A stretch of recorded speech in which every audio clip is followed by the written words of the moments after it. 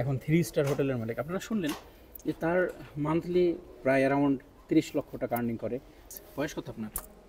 আমার বয়স 27 প্লাস হবে। 27 বছর বয়সে একজন মানুষের অ্যাচিভমেন্ট। আমি এত টাকা ইনকাম করতে পারি নাই, কিন্তু আমি সফল। অনেক মানুষ বলে আমি সফল, আমার ক্ষেত্রে একটু ব্যতিক্রম হয়েছে। আমার কোনো ভৌগোলিক পরিবর্তন নাই।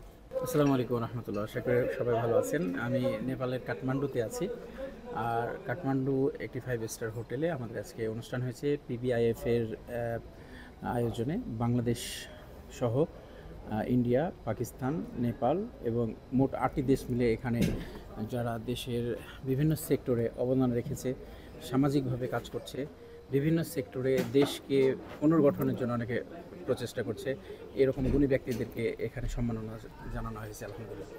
তো এই অনুষ্ঠানে আমি একজন দাওয়াতপ্রাপ্ত সদস্য। এখানে এসে অ্যাওয়ার্ড গ্রহণ করার সময় আমার কাছে খুবই আশ্চর্য লেগেছে।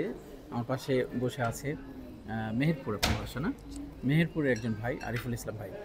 উনি অ্যাওয়ার্ড নেওয়ার আগে ওনাকে 2 মিনিট কথা বলার সুযোগ দেওয়া হয়েছিল। তিনি বলছেন যে 2.5 বছর বয়সের মধ্যে তিনি একটি 3 স্টার হোটেলের মালিক। তো এটা শোনার পরে উনি 1 মিনিট কথা বলে নেমে যাচ্ছিলেন। ওনার বক্তব্য ছিল যে আমি কখনো মাইক্রোফোনের সঙ্গে কথা বলিনি, কিন্তু আমার জীবনে একটা বড় অ্যাচিভমেন্ট আছে। মাত্র 2.5 বছর বয়সে, 2.5 বছর সময়ের মধ্যে আমি একটি 3 স্টার হোটেলের মালিক, তাও আবার কোনো ধরনের লোন ছাড়া।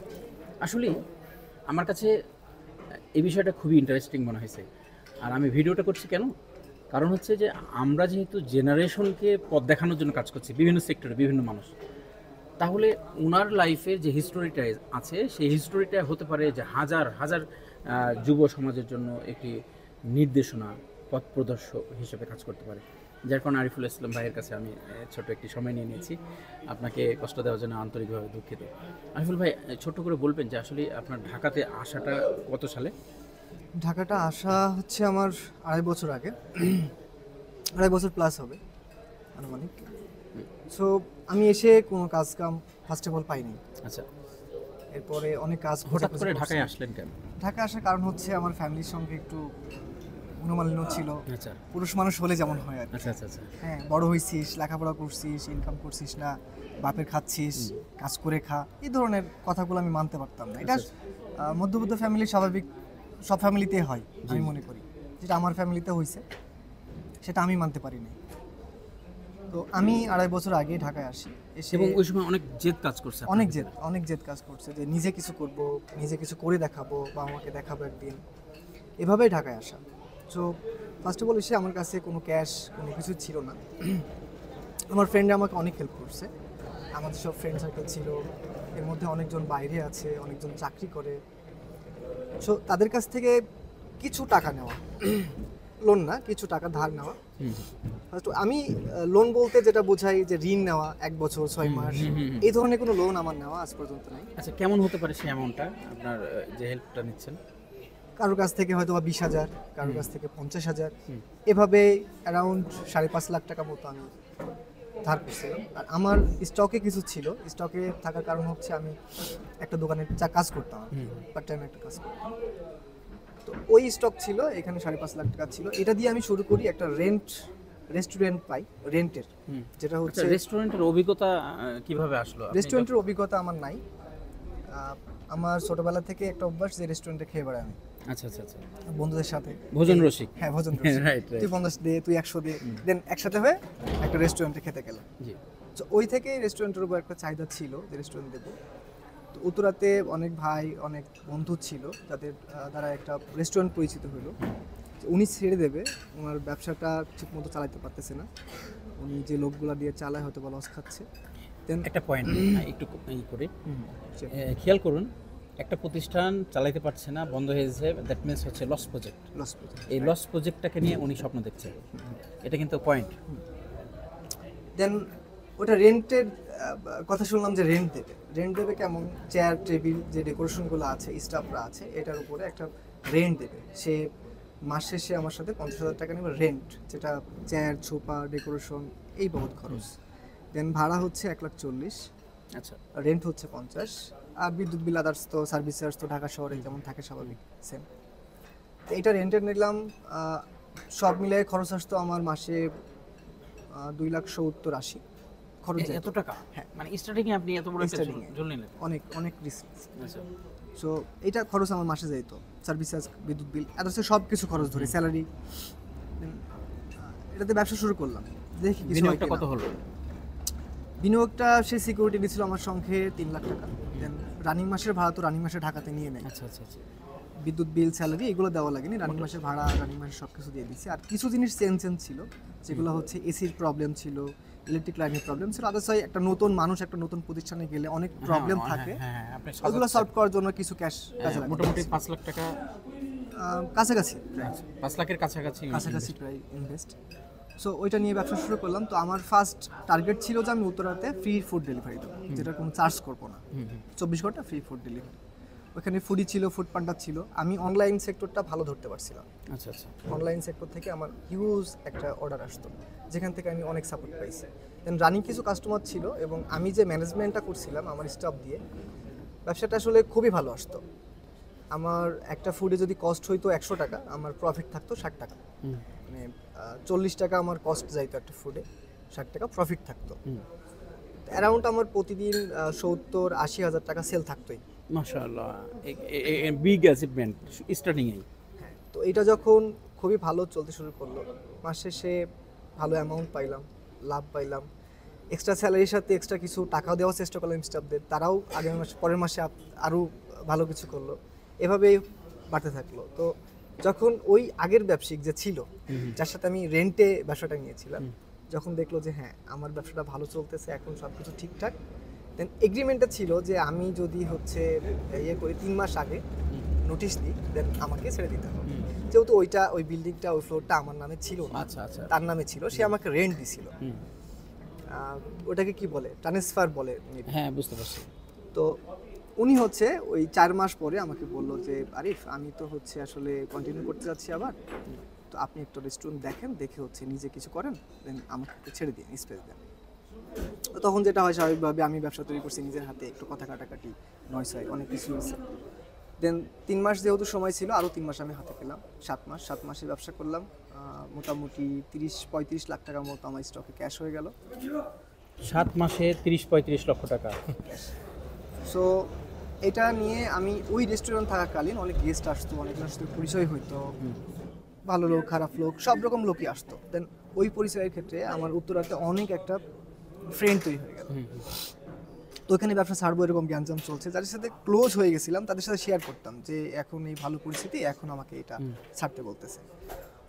তো এভাবে আস্তে আস্তে খোঁজ খবর নেওয়া যে নতুন কোথাও রেস্টুরেন্ট দেওয়ার জায়গা পাই কিনা, কিংবা কি হয় না হয়।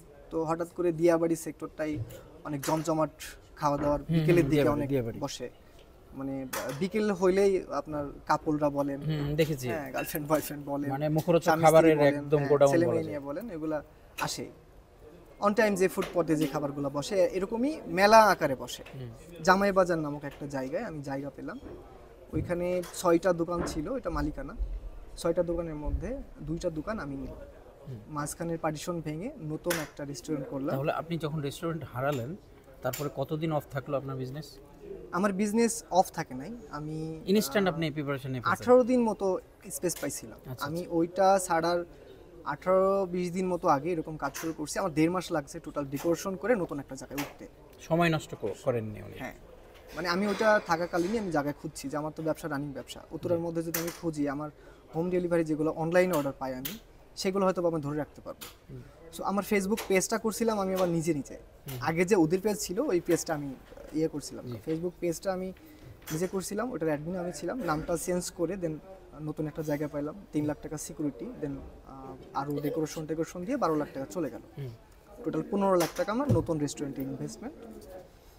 আবার নতুন করে শুরু করলাম, ফেসবুকের পেজের নাম চেঞ্জ করলাম, দেন আবার বুস্ট করা শুরু করলাম, আবারও ব্যবসা ভালো মোটামুটি। তাহলে স্পন্সর করেছেন আপনি ফেসবুকে? হ্যাঁ, অনেক অ্যাডভার্টাইজমেন্ট? হ্যাঁ, আমার 7 মাসে টোটাল বুস্ট খরচ গেছে 38,000 টাকা মতো, আচ্ছা, যেটা বুস্টের মাধ্যমেই পাইছি। জি। ফলোয়ার্স বলেন, মেসেজ বলেন, ফুড অর্ডার বলেন, যেটাই বলেন না কেন, বুস্ট আমাকে অনেক কাজে দিছে। সো এখন ওই রিজিক নামের রেস্টুরেন্টটা আমার এখন রানিং, এখন যেহেতু আমি নিজেই মালিক, নিজেই সব কিছু, ওইটা আমার এখন রানিং আছে। ওইটার পাশাপাশি ওই যে ফ্রেন্ড সার্কেল তৈরি হয়ে গেছিলো আমার, তো হঠাৎ করে একটা ভাই, যার নাম হচ্ছে সুমন, অনেক ভালো একটা মানুষ, উনি হচ্ছে ধর্মে হিন্দু, তার সঙ্গে ভালো একটা সম্পর্ক ছিল, বড় ভাই। তো উনি একদিন আমাকে বললো যে আরিফ, যদি হোটেল পাওয়া যায়, ভালো একটা হোটেল ভাই একটু নেওয়া যায়, ট্রাই করা যায়, যেহেতু ও নিজে হোটেল ব্যবসার মধ্যে আছে। তো ঠিক আছে ভাই, ট্রাই করেন, দেখি কিছু একটা হয় কিনা।